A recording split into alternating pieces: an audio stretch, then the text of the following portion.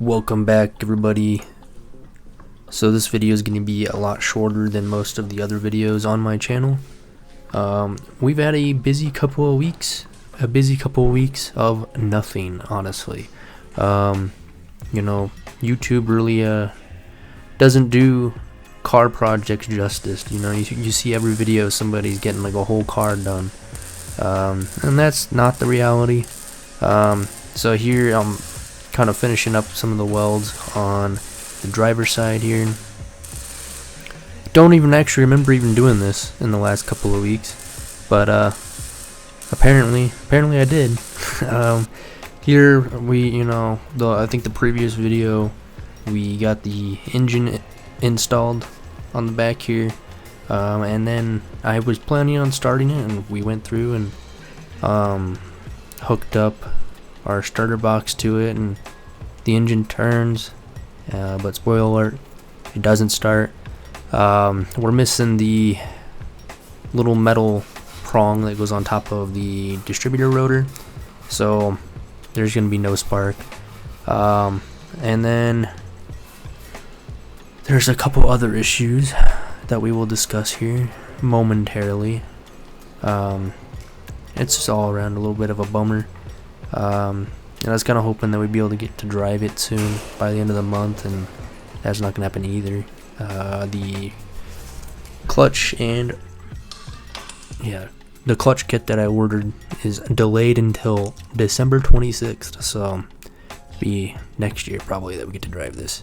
So I'm trying to adjust the valves here, and I was noticing that it's like no matter how I was like backing out the screw all the way, and is like still rubbing on the spring, even though I'd have it, each cylinder at top dead center when I was doing it. And so I investigated a little bit, looked underneath, and when I put the engine in, and of course the camera wasn't recording, which is why I was so mad in the last video, but I dropped the engine it came off the jack, like the head of the jack, and landed onto the body of the jack, and we bent one of the push rod tubes. So it's just kind of like, especially on that cylinder, the push rod is kind of being pushed up into those springs there, and it's not allowing the valve to fully close or open.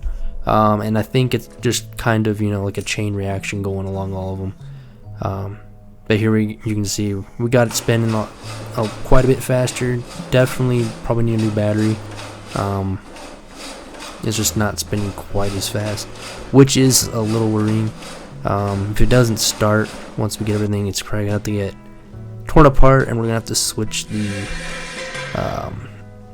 rods around, because there's a good chance of probably in backwards. I've been seeing that if it cranks slow, but that's if it's really hard to turn, that's a big indicator of that. But we're gonna find out. That battery, it tests bad. Left it out in negative 30-degree weather a couple of times, so that's probably a big factor for it. So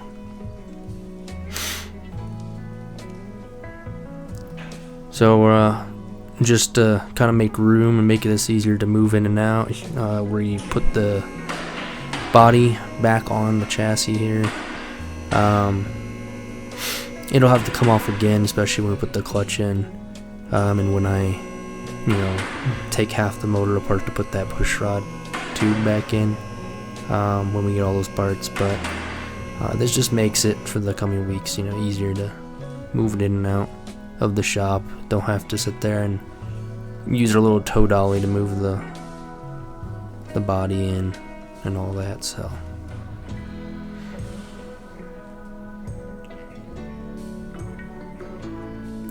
it definitely is a real struggle putting this body on though by yourself, getting it all lined up.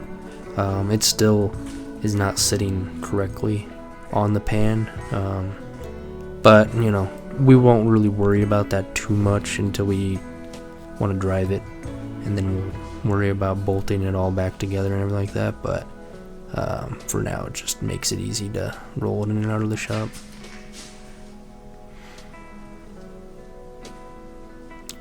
But yeah, I mean, that's been pretty much it. Probably for about the past month, it's been this. You know, spending whole days, whole weekends just working on this thing, and it really doesn't seem like making a whole lot of progress. But the next 2 videos should be more eventful. If you like this video, be sure to subscribe, like, and comment, and I'll see you guys all in the next one. Thanks for watching.